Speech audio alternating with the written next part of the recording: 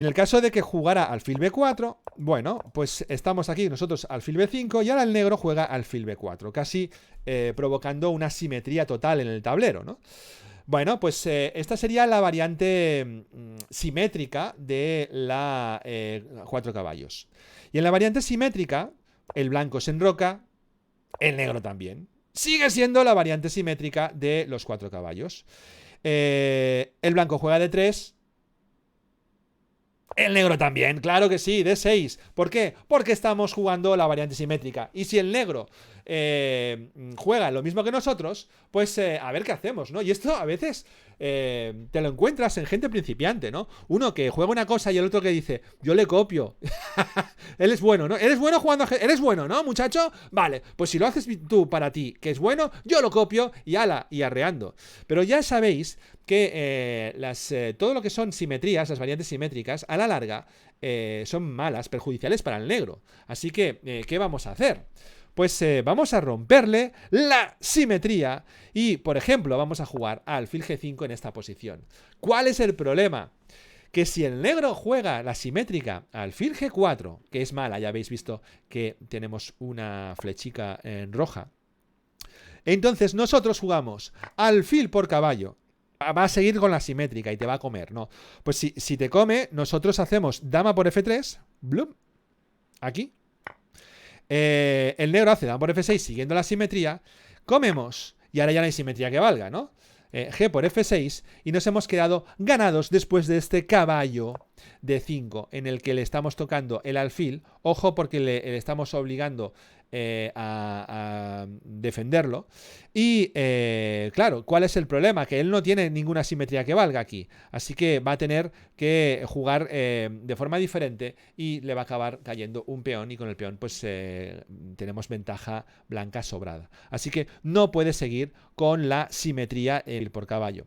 Si juega caballo 7, que esto lo juega la gente pues con ya cierto elo, ¿no? Que dices, ¿por qué juega gallo 7? ¿Qué explicación le das?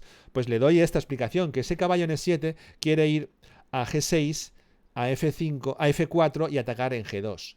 Y alguien dice, bueno, pero si juegas en G7 yo te hago alfil por caballo ahora, ¿no? Y te rompo la estructura de peones. Es cierto, pero el problema de romper la estructura de peones, si jugamos, por ejemplo, alfil por caballo, es que esto favorece al negro. Porque hay una falsa creencia de que todos los peones doblados son malos. No es cierto. Los peones doblados, sobre todo si van hacia el centro, en la apertura y en el medio juego, ayudan un montón, mejoran la posición.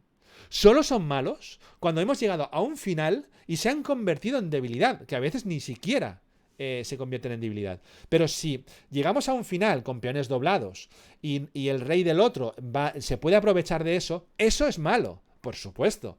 Pero hasta que no sea esa es la situación, en la apertura y en el medio juego, los peones doblados hacia el centro ayudan un montón. Pero además hay una segunda derivada, y es que aquí al tomar el alfil, estamos abriendo la columna del enroque. Podríamos verlo desde un punto de vista en el que el enroque está roto, el rey está en pelotillas, ya, pero ¿quién puede aprovechar esa debilidad? Pues resulta que el que puede aprovechar antes la debilidad es el negro y no el blanco, ¿no? Entonces, si el blanco fuera el que la pudiera aprovechar, pues sería una gran jugada. Pero como es el negro el que se va a quitar y va a meter la torre en G8 y va a jugar más rápido que nosotros ahí, entonces resulta que no es una debilidad para el negro, sino que se convierte en debilidad para el blanco. En esta posición, en la que el negro ha intentado ir simétrico totalmente a nosotros, en el momento en que jugamos alfil G5, ya no existe la simetría, ya no puede jugar alfil G4, perdón, con lo cual, si no puede jugar alfil G4, va a tener que jugar o a caballo E7 o alfil por C3. Vale, aquí. Si juega caballo 7, muy importante que nosotros juguemos caballo H4 para que evitar que se cuele hasta la cocina, ¿no? Y si después juega C6, pues nosotros tendremos que irnos de esa diagonal con alfil C4. Nos jugaría, por ejemplo, alfil E6, pues nosotros ahora sí cambiamos, peón por, cambiamos, peón por y dama G4. Y esta es la idea. La idea es que gracias a este caballo H4, aunque nos intente echar, siempre tenemos esta posibilidad. Una posibilidad que para que evitar, la única que tiene el negro para evitar que le comamos el peón es rey F7. Entonces jugamos F4 y estamos prácticamente en una posición inmejorable. Le estamos amenazando peón por peón y le estamos amenazando entrar con jaques varios, dama H5 y demás. Con lo cual, ventaja blanca en esta posición. El principal en este punto es alfil por caballo. Y si jugamos, si nos juegan alfil por caballo, tenemos que hacer B por C3, evidentemente. Eso es lo que hay. Y ahora, ¿qué tenemos, no? Pues tenemos pareja de alfiles, centro flexible, un peón extra hacia el centro, una columna semiabierta, es decir, un montón de opciones, ¿no? Y la partida además ya la hemos conseguido desequilibrar, porque era una partida que estaba siendo simétrica, ¿no? ¿Y todo por qué? Porque después de alfil B5, que es la variante española, nos han jugado alfil B4, intentando copiar todo lo que hacemos, ¿no? Y es que después de alfil D7, que es una jugada que, insisto, que es totalmente lógica, se puede jugar de muchas maneras y todas tienen bastante sentido, ¿no? Un sentido... Si llegamos a esta posición, una posición en la que hemos conseguido poder desequilibrar, tenemos la pareja de alfiles y el negro se ha enrocado y está rocoso, tenemos que atacar por el centro, concentrarnos en el centro. Ya no tenemos que atacar al rey, sino que tenemos que atacar al centro, porque es la parte que tiene más delicada el negro, ¿no? Así que las jugadas más lógicas serían este torre 1, un D4, un dama D3, un H4. Estas son las cosas que aguantarán la posición para intentar ir atacando por... El que mejor le va al negro es dama E7. Aparte de alfil D7 es dama E7. Y dama E7 esconde una teoría bastante fuerte, porque es que la apertura de los 4 caballos, chicos, es una apertura que se juega a nivel magistral. Es una apertura muy sólida. No estamos hablando de una aventura que es una apertura para principiantes que no juegan más que los principiantes. Estamos hablando de que esta apertura se juega a todos los niveles, ¿no? Entonces, a nivel magistral, se juega este dama E7 para poder jugar el caballo, quitarlo de esta amenaza que supone alfil por caballo y meterlo en la casilla E6. Una casilla que es pues ideal para un buen caballo, ¿no? Entonces, después de dama E7, el blanco sigue jugando el plan que acabo de comentar, que es atacar por el centro con torre 1, caballo D8 y D4, ¿no? Esto es lo que acabo de explicar y cómo lo estamos ejecutando, ¿no? Caballo E6 por parte del negro y claro, nos tocan el alfil y no lo podemos perder. Así que ahora viene una cosa muy curiosa de esta apertura, ¿no? Y es que si buscamos un sitio adecuado para retirar el alfil porque no lo queremos perder, realmente el mejor sitio posible es alfil C1, que es la casilla de salida, ¿no? El alfil vuelve a sus orígenes, ¿no? Y entonces el negro juega C6. Esto es, además forma parte, para que lo tengáis presente, de una partida que se jugó en 1939, ¿no? O sea que la vamos a explicar con más detalle, pero se jugó entre Botvinnik y Panov. Botvinnik llevaba las piezas blancas y Panov pues se intentaba defender de Botvinnik, ¿no? Y le jugó este C6, ¿no? Y Botvinnik lo que hizo fue decir, bueno, pues ¿dónde puedo poner el alfil que no moleste las otras piezas? Que D3 no, E2 no, C4 tampoco, en A4 que pinto, pues volvió a F1. Y muy curiosamente, los dos alfiles han vuelto a sus casillas de origen, ¿no? Así que es hasta graciosa la posición, ¿no? Es una posición tremenda, ¿no? El negro jugó caballo D7 para poder jugar C5. Y el blanco dice, bueno, pues me voy a fianchetar como si estuviera empezando la partida, ¿no? Un G3 y alfil G2, ¿no? Pero de paso, además de fianchetarme, tengo varias ideas, ¿no? Esta casilla la protejo, esta casilla la habilito para el caballo, puedo jugar en un momento dado F4, puedo meter el alfil aquí. Es decir, que G3 a todas luces le parecía muy interesante a Botvinnik, ¿no? El negro juega C5 y Botvinnik, como estábamos viendo en la posición, decide romper el centro, ¿no? Peón por peón, peón por peón. Y ahora sí, caballo H4 para poder jugar ese F4 que va a seguir con la rotura del centro, ¿no? El negro juega G6, una jugada que evita que el blanco pueda ir a F5, que además provoca también un posible C5 más adelante. Pero bueno, el blanco curiosamente mete, ya que el caballo no puede meterlo en F5 y en F3 no lo quiere hacer por F5, por F4, ahora resulta que el blanco utiliza la casilla que parecía que iba a ir para el alfil, mete ahí el caballo. Y es que el alfil en G2 tampoco es que pinte nada, porque si el peón de E4 está ahí, pues tal vez va a luchar mejor por D3.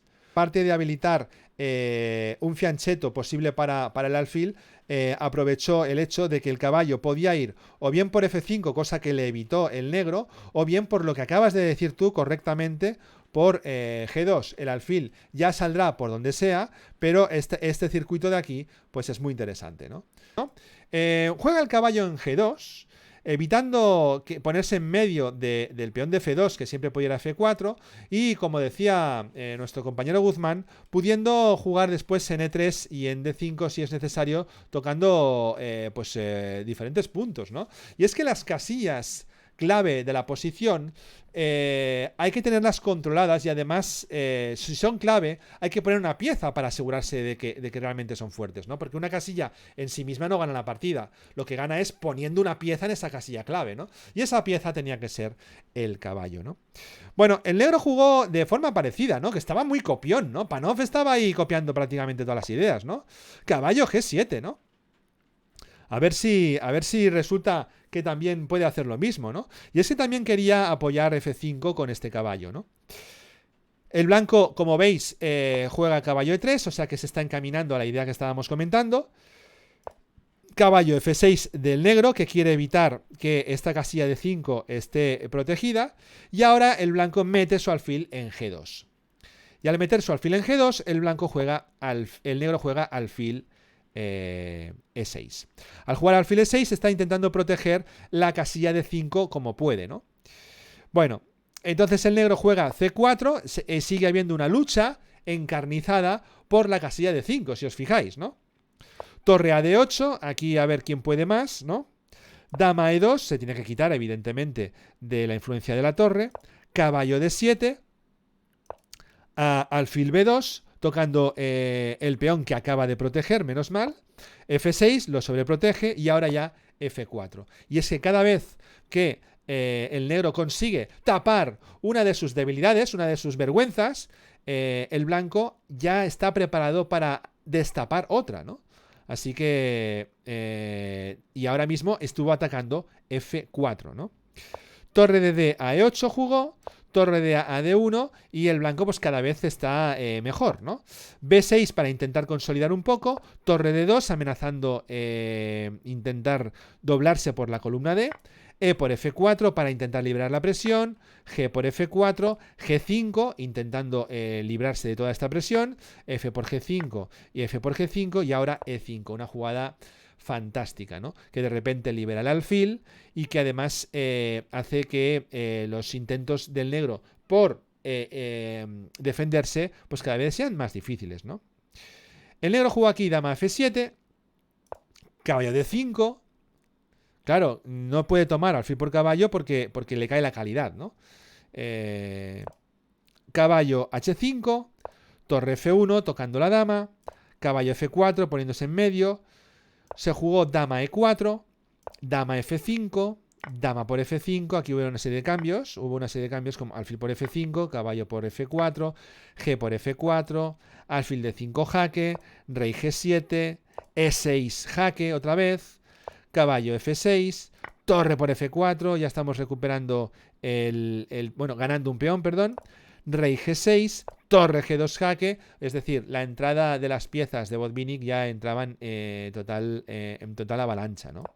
Caballo G4 aguantando, aquí simplemente torre por caballo, alfil por y torre por alfil jaque consigue cambiar la torre por dos piezas, rey F5, torre G3, la torre que clava la torre, y ahora simplemente curiosa jugada, alfil G7, una maniobra tremenda, ¿no?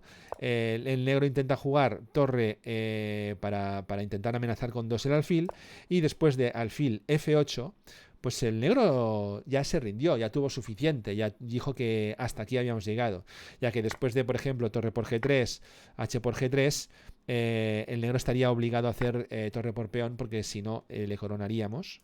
Peón, alfil por torre, rey por, y el blanco se queda con pieza de más. Una gran partida de Botvinnik en la que supo aprovechar hasta el final siempre las ventajas de la posición, las casillas clave y una serie de jugadas estratégicas y caminos hacia las casillas fuertes, que es deliciosa